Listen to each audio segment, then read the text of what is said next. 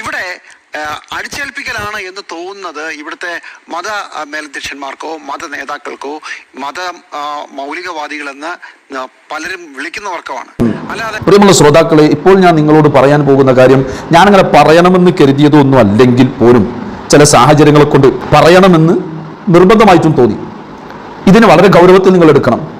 ഇപ്പം നിങ്ങൾ കേട്ടല്ലോ, റിപ്പോർട്ടർ ചാനലിൽ ഇരുന്നു കൊണ്ട് പറഞ്ഞ ഈ വാക്കുകൾ നിങ്ങളിപ്പോൾ കേട്ടു. ഈ റിപ്പോർട്ടർ ചാനൽ എന്ന് പറയുന്നത് ചാനലുകളുടെ കൂട്ടത്തിൽ, വാർത്താ മാധ്യമങ്ങളുടെ കൂട്ടത്തിൽ ഏറ്റവും തരം താഴ്ന്ന ഏർപ്പാടെടുക്കണം. ആളുകളുടെ വ്യൂവേഴ്സ് കൂടുതലായിരിക്കും, പക്ഷേ ഏറ്റവും തരം താഴ്ന്ന പരിപാടി എടുക്കുന്നത് ഈ റിപ്പോർട്ടർ ചാനലാണ്. അതെന്തേ? പരസ്പരം തമ്മിലടിപ്പിക്കുകയും തമ്മിൽ തെറ്റിപ്പിക്കുകയും ചെയ്യുന്ന ഏറ്റവും ഒരു നീചമായ പ്രവർത്തനത്തിന് എവിടെയുണ്ട് തിരിപ്പുണ്ടാക്കാൻ എന്ന് ചിന്തിച്ച് നടക്കുന്ന ഒരു രീതിയിലാണ് നിലവിൽ റിപ്പോർട്ടർ ചാനൽ പ്രവർത്തിച്ചുകൊണ്ടിരിക്കുന്നത്.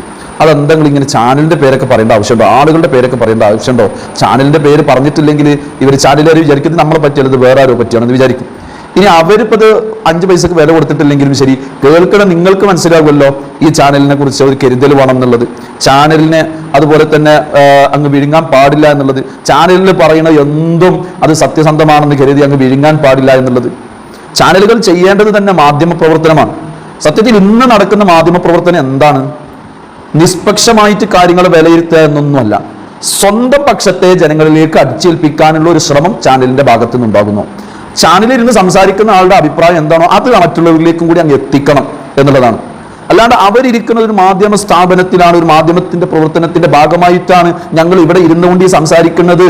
അതുകൊണ്ട് ഞങ്ങൾ എടുക്കേണ്ട രീതി എങ്ങനെ, എടുക്കേണ്ട നിലപാട് എങ്ങനെ, ഒരു വിഭാഗത്തിനെതിരെ തിരിയാനോ അല്ലെങ്കിൽ മറ്റൊരു വിഭാഗത്തിന് സപ്പോർട്ട് ചെയ്തുകൊണ്ട് തമ്മിൽ തെറ്റിക്കാനോ അല്ലെങ്കിൽ ഇടയിൽ നിന്നുകൊണ്ട് അങ്ങോട്ടും ഇങ്ങോട്ടും വെറുപ്പിൽ ബാധിപ്പിക്കുന്ന വാക്കുകൾ മൈക്കും കൊണ്ടുപോയി നേരെ ഒരാളുടെ മുന്നിൽ കൊടുത്തു, ഇന്നയാളെ കുറിച്ച് നിങ്ങളുടെ അഭിപ്രായം എന്താണെന്ന് ചോദിക്കുന്നു, ഇപ്പുറത്ത് ഇയാളെ കുറിച്ച് മറ്റയാളുടെ അഭിപ്രായം എന്താണെന്ന് ചോദിക്കുന്നു. ഇങ്ങനെ തമ്മിൽ എന്തെങ്കിലും ഒന്ന് വീണ് കിട്ടാൻ വേണ്ടി കാത്തിരിക്കുന്ന വളരെയധികം വാർത്തകൾക്ക് ദാരിദ്ര്യം പിടിച്ച ഒരു പ്രവർത്തനത്തിന്റെ രീതിയായി പോയി ഇന്ന് പല മാധ്യമ പ്രവർത്തനങ്ങളും.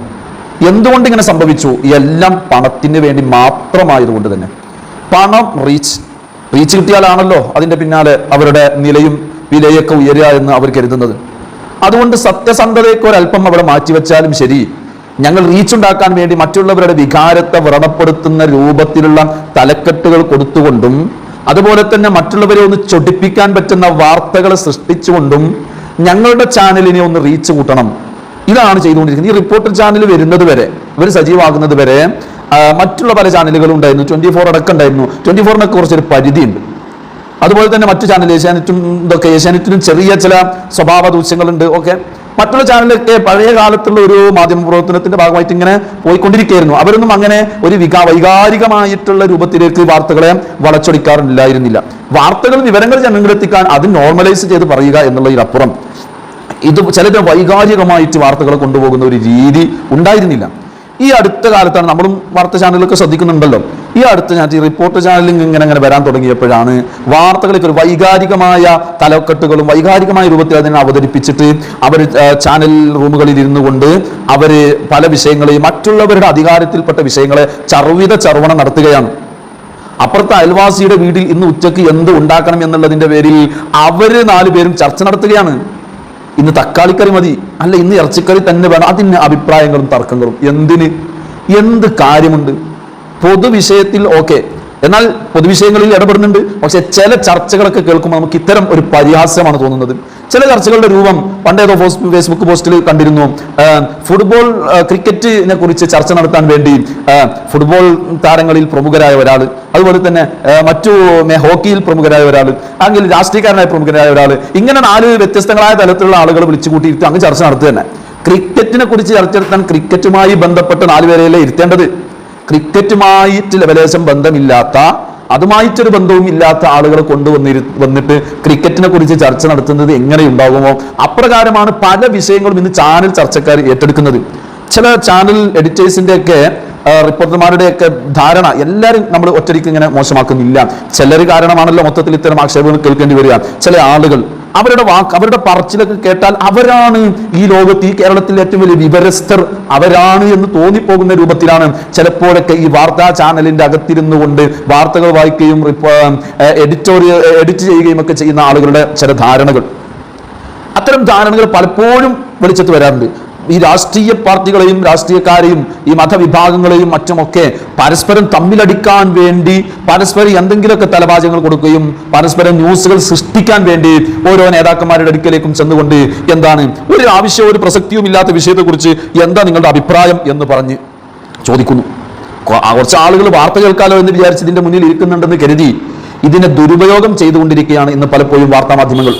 പക്ഷെ ഇത് കേട്ടുകൊണ്ടിരിക്കുന്ന ശ്രോതാക്കളുടെ കഥ എന്താണ്? അവരെ സംബന്ധിച്ച് ഇന്ന് അവരെ വെറുപ്പിക്കുന്ന വാർത്തയാണെങ്കിൽ നാളെ ചിലപ്പോൾ പക്ഷേ അവര് ഇഷ്ടപ്പെടാത്ത മറ്റൊന്നിനെ സംബന്ധിച്ച് അവരെ വെറുപ്പിച്ചുകൊണ്ട് വാർത്ത കൊടുക്കുമ്പോൾ ശത്രുവിന്റെ ശത്രു മിത്രം എന്ന് പറഞ്ഞതുപോലെ ഒരു പാർട്ടിക്കാരനെ കുറിച്ച് വെറുപ്പിക്കുന്ന വാർത്ത കൊടുത്തു, അപ്പോൾ മറ്റേ പാർട്ടിക്കാരൻ സന്തോഷിച്ചു. പിറ്റേന്ന് ആ പാർട്ടിക്കാരനെ കുറിച്ച് വെറുപ്പിക്കുന്ന വാർത്ത കൊടുത്തപ്പോൾ നേരത്തെയുള്ള പാർട്ടിക്കാരൻ സന്തോഷിക്കുന്നു. ശത്രുവിന്റെ ശത്രുമിത്രം. ഇതിന്റെ അടിസ്ഥാനത്തിൽ ജനങ്ങൾ കേൾക്കുന്നു എന്നല്ലാതെ വൈകാരിക തലങ്ങളിലേക്ക് വാർത്തകളെ കൊണ്ടുപോകുന്ന, വാർത്താ ചാനലുകളെ കൊണ്ടുപോകുന്ന എന്ത് മാധ്യമധർമ്മമാണ് ഇവർക്കുള്ളത്? ഞാനിങ്ങനെ വിചാരിച്ചിരുന്നു ഇങ്ങനെയൊന്നും അതൊന്നും പറയേണ്ട ആവശ്യമില്ല, അത് എന്തിനാണ് പറയുന്നത്. പക്ഷെ പലപ്പോഴും വീണ്ടും ഇത്തരം പ്രവണതകൾ ആവർത്തിക്കപ്പെടുമ്പോൾ ചില ചാനലിൽ ചില ആളുകളൊക്കെ പറയുന്നതും അത് കേട്ടിട്ടുണ്ട്. അപ്പോൾ നമ്മൾ വളരെയധികം സൂക്ഷിക്കണം.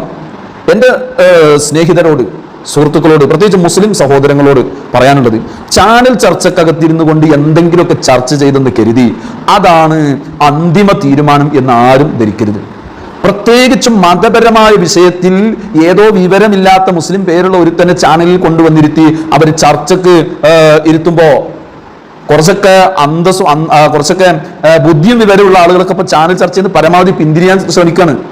പിന്നെ ഇപ്പൊ ചില പാർട്ടിയുടെ തലപ്പത്തൊക്കെ ഇരിക്കും, എങ്ങനെയാ പോവാതിരിക്കുക എന്ന് വിചാരിച്ച് ചിലർക്ക് പോവാണ്.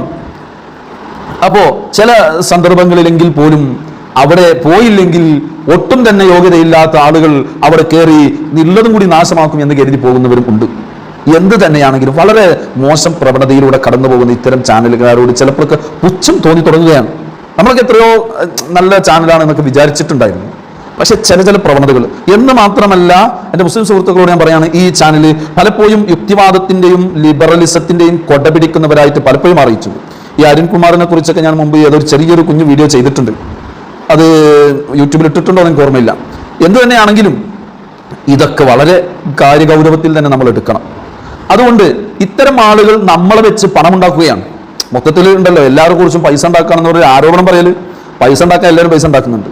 അത് നല്ല മാർഗത്തിലൂടെയാണോ ചീത്ത മാർഗത്തിലൂടെയാണോ വിഷയം. പക്ഷെ ഇവരുടെ ഭാഷയിൽ പറഞ്ഞാൽ ഇവർ നമ്മളെ വെച്ച് പൈസ ഉണ്ടാക്കുകയാണ്. നമ്മൾ കാണുന്നുണ്ടല്ലോ എന്ന് കരുതി അവർ എന്തും വാർത്തയാക്കാമെന്ന് അവർ ധരിച്ചിരിക്കുകയാണ്. ഒരുപാട് ഇതൊക്കെ പറയുമ്പോഴും ഏകദേശം ഒരു 70-80% നല്ല മാധ്യമ പ്രവർത്തകരുണ്ട് കേട്ടോ. പക്ഷെ 20% അവരുടെ പ്രവർത്തനങ്ങളാണ് ഇതിനെ വഴിതെറ്റിച്ചുകൊണ്ടിരിക്കുന്നത്. അപ്പൊ ആയതിനാൽ വളരെ ഗൗരവത്തിൽ ചാനലുകാർ ശ്രദ്ധിച്ചോളണമെന്നില്ല. അവര് നമ്മുടെ ഈ ഇതൊക്കെ വളരെ പുച്ഛം മനോഭാവത്തോടുകൂടി അതിനൊക്കെ അവജ്ഞയോടുകൂടി തള്ളുമെന്നറിയാം. പക്ഷേ മുസ്ലിം സഹോദരങ്ങളെ, സുഹൃത്തുക്കളെ, നിങ്ങൾ വളരെ കരുതലോടുകൂടി ഇതിനെ കൈകാര്യം ചെയ്യണം. ഇതിന്റെ ഒരു ഉദാഹരണം, ഇപ്പോൾ നിലവിൽ ചർച്ച ചെയ്യപ്പെട്ടുകൊണ്ടിരിക്കുന്ന സൂംബ ഡാൻസിനെ സംബന്ധിച്ച് അത് സ്കൂളുകളിൽ നടപ്പിലാക്കുന്നു. ഇത് സംബന്ധിച്ച് ചർച്ചകൾ നടന്നുകൊണ്ടിരിക്കുകയാണ്. അപ്പോൾ ഇതിൽ ചർച്ചയ്ക്ക് ഇരുന്നു കൊണ്ട് ചാനലിലെ ആളെ പേര് ഞാൻ പറയുന്നില്ല, റിപ്പോർട്ടർ ചാനലിലെ ചർച്ചയിൽ അദ്ദേഹം പറയുകയാണ്, ഇത്തരം വിഷയങ്ങളൊക്കെ ചർച്ചയാക്കി കൊണ്ടുവരുന്നത് മത മേലധ്യക്ഷന്മാരും മതത്തിന്റെ ആളുകളുമാണ്. അവർക്കാണ് ഈ സൂംബ ഡാൻസും അതുപോലെയുള്ള ഇത്തരം കാര്യങ്ങളോടൊക്കെ ഒരു അനിഷ്ടകരം. അത് അവർക്കേ പറ്റാത്തുള്ളൂ, അല്ലാണ്ട് സ്കൂളുകളിൽ പോയി നോക്കുക ഒരു പ്രശ്നമില്ല, അവിടെ ഇതിന്റെ യാതൊന്നും ഇല്ലാന്നേ എന്നൊക്കെയാണ് അവർ പറയുന്നത്. ഇത് കേട്ടപ്പോൾ ഇവരുടെ ഒരു ബുദ്ധിശൂന്യതയാണ് ഞാൻ ആലോചിച്ചത്. കാരണം ഒരു കാര്യത്തെ വിലയിരുത്തൽ ഇങ്ങനെയാണോ മതപരമായിട്ടൊരു കാര്യത്തെ എതിർക്കും അതിന്റെ മതനിയമം എന്ത് എന്നുള്ളതല്ലേ നോക്കല്? അങ്ങനെയാണല്ലോ അതിനെ നോക്കേണ്ടത്. പക്ഷേ ഇവിടെ ഇവർ ചെയ്തത്, ഉദാഹരണത്തിലൂടെ ഞാൻ പറഞ്ഞ് മനസ്സിലാക്കാം. ഇവർ ചെയ്തത് എന്താണ്? മദ്യ ഷാപ്പിൽ പോയിട്ട് മദ്യം കുടിക്കുന്ന ആളുകൾ മദ്യപാനികളായ ആളുകളോടൊക്കെ ചോദിച്ചു, മദ്യപാനത്തിന് എന്തെങ്കിലും കുഴപ്പമുണ്ടോ ഇല്ലേ എന്നുള്ളത് ചോദിച്ചു. ആ സമയത്ത് അവരൊക്കെയും പറഞ്ഞു അതിന് യാതൊരു കുഴപ്പമില്ല, അത് ഞങ്ങൾക്ക് ഇഷ്ടമുള്ള കാര്യമാണ് അത്. എന്നിട്ട് മദ്യപാനത്തിന് എതിരെ നിൽക്കുന്ന അല്പം വിവേകവും ബുദ്ധിയുമുള്ള ആളുകൾ മദ്യപാനത്തിന് എതിരെ പറഞ്ഞപ്പോൾ അവരെ സംബന്ധിച്ച് പറയാണ്, നോക്കൂ നിങ്ങൾ മദ്യപാനികൾക്കൊന്നും യാതൊരു കുഴപ്പമില്ലാന്നേ, ഇവിടെ ഏതൊക്കെയോ ചില വിവരമുള്ളവരും ബുദ്ധിയുള്ളവരാണെന്ന് പറയുന്നവർക്ക് മാത്രമാണ് കുഴപ്പമെന്നേ എന്ന് പറഞ്ഞ് ചാനലിൽ വന്ന് പറഞ്ഞാൽ എങ്ങനെ ഉണ്ടാകും? എന്തിനധികം നിങ്ങൾ മദ്യശാലയിൽ പോയി നോക്കൂ, അവിടെ ഒരു കുഴപ്പമില്ലാന്നേ എന്ന് പറയുന്നത് പോലെയാണ്. ഇതിനെക്കുറിച്ച് അറിവും വിവരവും ബുദ്ധിയുമുള്ള ആളുകൾ മതപരമായിട്ട് ചിന്തിക്കുമ്പോൾ മതപരമായിട്ട് അറിവും അതിന്റെ കാര്യങ്ങൾ ഉൾക്കൊള്ളുകയും ചെയ്യുന്ന ആളുകൾ എന്താണോ മതപരമായ തീരുമാനം, മതപരമായ കാര്യം എന്നുള്ളത് അവരല്ലേ പറയേണ്ടത്. ഈ ബഹുസ്വര രാജ്യത്ത്, ഈ ജനാധിപത്യ രാജ്യത്ത് ഇരുന്നു കൊണ്ട് എന്തിനു വേണ്ടിയിട്ടാണ് ഓരോ മതങ്ങൾക്കും ഉള്ള അവകാശങ്ങളെ ഇവർ ചോദ്യം ചെയ്തുകൊണ്ടിരിക്കുന്നത്? നിയമപരമായി നേരിടാനുള്ള അവകാശം ഇവിടെ മതങ്ങൾക്കില്ലേ? മതപരമായി പറ്റാത്തൊരു കാര്യമാണെങ്കിൽ അതിൽ അഭിപ്രായം പറയാനുള്ള സ്വാതന്ത്ര്യം ഇന്ത്യ രാജ്യത്തില്ലേ? ഈ ചാനലുകാരൊക്കെ എവിടെ നിന്ന് വരികയാണ്? ഈ ചാനലിലുള്ള ആളുകളൊക്കെ എവിടെയാണ്, ഏത് ലോകത്താണ് ജീവിക്കുന്നത്? ഇതെന്താ വെള്ളരിക്ക പട്ടണമാണോ? ഇവിടെ ഓരോ മതങ്ങൾക്കും അവരുടെ വ്യക്തി അഭിപ്രായങ്ങൾ പറയാനുള്ള അധികാരമുണ്ട്, അതിനുള്ള അവകാശമുണ്ട്. അത് ആജ്ഞാപിക്കലായിട്ട് നിങ്ങൾ ആരും എടുക്കണ്ട. അതിനെടുത്തവരുണ്ടാകും, അത് അവരുടെ വഴിക്ക് വിടുക. അതേസമയത്ത് അഭിപ്രായം പറയാനുള്ള സ്വാതന്ത്ര്യത്തെ നിഷേധിക്കാൻ സമ്മതിക്കില്ല. അതോടൊപ്പം തന്നെ ഇത്തരം വിഷയങ്ങൾ ഓരോന്നിലും അഭിപ്രായം പറയേണ്ടത് അതത് വിഷയങ്ങളുമായി ബന്ധപ്പെട്ടവരാണ്. മതപരമായ വിഷയങ്ങളിൽ അഭിപ്രായം പറയേണ്ടത് മതപരമായിട്ടുള്ള ആളുകൾ തന്നെയാണ്. എന്റെ പൊതുവിജ്ഞാനത്തിന്റെ പൊതുവിദ്യാഭ്യാസത്തിന്റെ വിഷയത്തിൽ ഇവിടെ ഈ നാട്ടിലുള്ള ഒരു മതത്തിന്റെ ആളുകളോട് ചർച്ച ചെയ്യുന്നതിന് എന്തെങ്കിലും കുഴപ്പമുണ്ടോ? പ്രത്യേകിച്ച് ഇങ്ങനെ ഒരു പ്രശ്നം ഉണ്ട് എന്ന് സൂചിപ്പിക്കപ്പെടുന്ന സാഹചര്യത്തിൽ എന്തുകൊണ്ടും ഉചിതമല്ലേ? കാരണം ഇവിടെയുള്ള കേരളം പൊതു എന്ന് പറയുന്നത് മുസ്ലിമീങ്ങളും അമുസ്ലിമീങ്ങളും മറ്റു മതസ്ഥരും എല്ലാവരും കൂടിയതാണ്. അപ്പൊ അതിൽ മുസ്ലിമീങ്ങളില്ലേ? അതുകൊണ്ട് അവരോട് ചോദിച്ചു നേരിച്ചെന്തെങ്കിലും പറ്റുമോ? ഇല്ല, ചോദിക്കണം എന്നല്ല ഞാൻ പറയുന്നത്. പക്ഷേ അവരോട് ചോദിക്കേണ്ട ആവശ്യമൊന്നുമില്ല എന്ന് പറഞ്ഞതിനെ പുച്ഛത്തോടു കൂടി തള്ളുന്നവരുണ്ടല്ലോ, അവർക്കുള്ള മറുപടി മാത്രമേ ഉള്ളൂ. ചോദിക്കണമെന്നൊന്നുമില്ല, പരിഗണിച്ചാൽ മതി. ആ വിഭാഗത്തെ ഒന്ന് പരിഗണിച്ചാൽ മതി. അവരുടെ വിശ്വാസങ്ങളെയും അവരുടെ ആദർശങ്ങളെയും ഒന്ന് മാനിച്ചാൽ മാത്രം മതി. നിങ്ങളത് ചോദിച്ചാലും ശരി, ചോദിച്ചില്ലെങ്കിലും ശരി. അപ്പോ അങ്ങനെ ഇല്ല എങ്കിൽ നമുക്ക് അധികാരമുള്ള മേഖലയിൽ നമ്മുടെ അവകാശം വെച്ചുകൊണ്ട് അത് അനുവദനീയമായ രൂപത്തിൽ നിയമങ്ങളുടെ ഉള്ളിൽ നിന്നുകൊണ്ട് അതിനെ നേരിടാൻ നമുക്ക് ഇവിടെ അവകാശമുണ്ട്. അത് നമുക്ക് സമരം ചെയ്തുകൊണ്ടോ അഭിപ്രായം രേഖപ്പെടുത്തിക്കൊണ്ടോ എങ്ങനെയാണോ പറ്റുന്നത് നിയമത്തിന്റെ ഉള്ളിൽ നിന്നുകൊണ്ട് നമുക്ക് എങ്ങനെയും ആവാം. ആയതുകൊണ്ട് ഇത്തരം പ്രവണതകൾ നാം തിരിച്ചറിയണം. ഇതിന്റെ ഉള്ളിൽ കിടന്നുകൊണ്ട് കളിക്കുന്ന ചാനൽ ചർച്ചകളിൽ ഇരുന്നു കൊണ്ട് ചാനലിന്റെ മേധാവികളായിട്ടും അല്ലാത്തവരായിട്ടും ഇതിന്റെ ഉള്ളിൽ നിന്ന് കളിക്കുന്നവരെയും നാം തിരിച്ചറിയണം. അവരുടെ മുഖംമൂടിയും നാം ഊരി എറിയേണ്ടതുണ്ട്, തിരിച്ചറിയണം നാം. അതുകൊണ്ട് ഇത്തരം ഒരു വളരെ ഗൗരവമേറിയ ഒരു വിഷയമാണ് ഇപ്പോൾ നിങ്ങളോട് ശ്രദ്ധയിൽപ്പെടുത്താനുള്ളത്.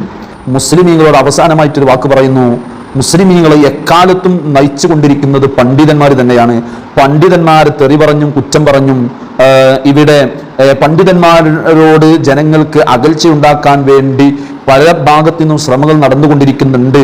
അതിൽ നമ്മൾ വീണു പോകരുത്. അതോടൊപ്പം തന്നെ നബി സല്ലല്ലാഹു അലൈഹി വസല്ലം 1400 വർഷം മുമ്പ് പറഞ്ഞ ഒരു കാര്യം മറന്നുപോയിട്ടുണ്ടാവുകയില്ലെന്ന് കരുതുന്നു. ഈ കാലത്ത് ജീവിക്കുന്ന ഒരു മുസ്ലിം കൽ ഖാബിന് അലൽ ജംറ, അവന്റെ കയ്യിൽ ഒരു തീക്കട്ട കൊടുത്ത് ആ തീക്കട്ടയെ മുറുക്കി പിടിക്കാൻ എത്രമാത്രം പ്രയാസമുണ്ടാകുമോ അത്രമാത്രം പ്രയാസ കലുഷിതമായ കാലഘട്ടത്തിലൂടെ അവസാന കാലത്തോടടുക്കുമ്പോൾ അവൻ കടന്നു പോകുമെന്ന് പ്രവാചകൻ നബി മുഹമ്മദ് മുസ്തഫ സല്ലല്ലാഹു അലൈഹി വസല്ലം തങ്ങൾ പഠിപ്പിച്ച ഒരു തരത്തിലേക്ക് കാര്യങ്ങൾ എത്തിക്കൊണ്ടിരിക്കുകയാണ്. നാം ശ്രദ്ധിക്കണം, നാം സൂക്ഷിക്കണം. പിന്നെ ഇത്തരം കാര്യങ്ങൾ മുസ്ലിമീങ്ങളും അമുസ്ലിമീങ്ങളും തമ്മിൽ വലിയ വ്യത്യാസമുണ്ട്. മുസ്ലിമീങ്ങളും മുസ്ലിമീങ്ങൾ അല്ലാത്തവരും തമ്മിൽ വ്യത്യാസമുണ്ട്. എന്താണ്? ഇവരിതൊന്നും മനസ്സിലാക്കുന്നില്ല. പലപ്പോഴും ഇവർ വെറും ഒരു ശൂന്യമായ കാഴ്ചപ്പാടോടുകൂടിയാണ് മതപരമായ വിഷയങ്ങളിലൊക്കെ ഇത്തരം ആളുകൾ വെച്ചു പുലർത്തുന്നത്. അപ്പോ മുസ്ലിമീങ്ങളും അല്ലാത്തവരും തമ്മിൽ വ്യത്യാസം തന്നെ എന്താണ്? അല്ലദീന യുഅ്മിനൂന ബിൽ ഗൈബ്, അവർ അദൃശ്യമായ പലതിനും വിശ്വസിക്കുന്നവരാണവർ. വരാൻ പോകുന്ന പലതിലും വിശ്വസിക്കുന്നവരാണ് മുസ്ലിമീങ്ങൾ. ഇത് മറ്റുള്ളവർക്ക് ഇല്ലാത്തത് കൊണ്ടാണ് അവർ അതിനെ അംഗീകരിക്കാത്തതും അത്തരം കാര്യങ്ങൾ അവർ വളരെ വളരെ വിചിത്രമായി വളരെ വിയോജിപ്പ് പ്രകടിപ്പിക്കുന്നതും. അവർ അദൃശ്യമായ കാര്യങ്ങൾ വിശ്വസിക്കുന്നവരാണ് സത്യവിശ്വാസി അഥവാ മുസ്ലിം മുഅ്മിൻ. ഇതിൽ ഈ അദൃശ്യമായ കാര്യങ്ങളിൽ പെട്ടതാണ് മരണത്തിന്റെ ശേഷം ഒരു ജീവിതമുണ്ട്. ആ ജീവിതത്തിൽ ഇവിടെ നന്മയും തിന്മയും ചെയ്തവർക്ക് അതിനനുസൃതമായ രക്ഷയും ശിക്ഷയുമുണ്ട്. ഇവിടെ നന്മ ചെയ്തവർക്ക് സുഖങ്ങളുടെ പറുദീസയായ സുഖലോക സ്വർഗം, അഥവാ നമ്മൾ ഇവിടുത്തെ ഇന്നത്തെ യുവ ജനങ്ങളുടെ ഭാഷയിൽ പറഞ്ഞാൽ ഏറ്റവും വലിയ വൈബ് നിറഞ്ഞ ലോകം, അത് സ്വർഗം. അവിടുത്തെ വൈബ് താൽക്കാലികമല്ല, അവിടുത്തെ സുഖവും താൽക്കാലികമല്ല, അവിടുത്തെ ഉല്ലാസം താൽക്കാലികമല്ല, അവിടുത്തെ ആസ്വാദനം താൽക്കാലികമല്ല, അവിടുത്തെ രസങ്ങൾ താൽക്കാലികമല്ല. എല്ലാം നിലനിൽക്കുന്നതാണ്, കാലകാലമുള്ളതാണ്. അങ്ങനെ ഒരു ലോകത്തിൽ വിശ്വസിക്കുന്നവരാണ് സത്യവിശ്വാസി എന്ന് പറയുന്നത്. ഈ വിശ്വാസം ഇത്തരം ചാനൽ ചർച്ചകളിൽ ഇരുന്ന് നടത്തുന്നവർക്ക് ഉണ്ടായിക്കൊള്ളുന്നില്ല. അപ്പൊ അവർക്ക് ഇങ്ങനെയൊക്കെ പറയാനേ കഴിയൂ. അവര് നാവെടുത്താൽ മുസ്ലിം സ്ത്രീ എന്ന് പറഞ്ഞുകൊണ്ട് പറയുന്നത് എന്തിനാണ്? നമ്മുടെ പാവപ്പെട്ട മുസ്ലിം സ്ത്രീകളുടെ മനസ്സിലേക്ക് ഈ ഇസ്ലാം സ്ത്രീകളെ വളരെ തരം താഴ്ത്തുന്നു. ഈ ജീവിതമാണ് ഏറ്റവും വലിയ ജീവിതം ഒന്നേ ഉള്ളൂ. ഈ ഒരു ജീവിതം അത് അടിച്ചു പൊളിച്ച് രസിച്ച് ഉല്ലസിച്ച് ആർമാദിച്ച് ജീവിക്കണം എന്നുള്ളതിലേക്കാണ് ഇവര് കൊണ്ടുപോകുന്നത് നമ്മുടെ മുസ്ലിം സഹോദരിമാരെ, നമ്മുടെ യുവജനങ്ങളെ. സത്യത്തിൽ ഇതൊക്കെ ഇത്തരം ആളുകളുടെ ചില വാദങ്ങൾ ഏതായാലും വിശ്വാസമുള്ളവരോട് പറയുന്നു, ക്ഷമിക്കുക. അല്ലാഹു സുബ്ഹാനഹു വ തആല അവരെയും നമ്മളെയും എല്ലാവരെയും ഒരുമിച്ച് കൂട്ടുന്ന ഒരു ദിവസമുണ്ട്. ആ ദിവസത്തിൽ അവിടെ ഒരാളും അതിനെ നിഷേധിക്കുകയില്ല.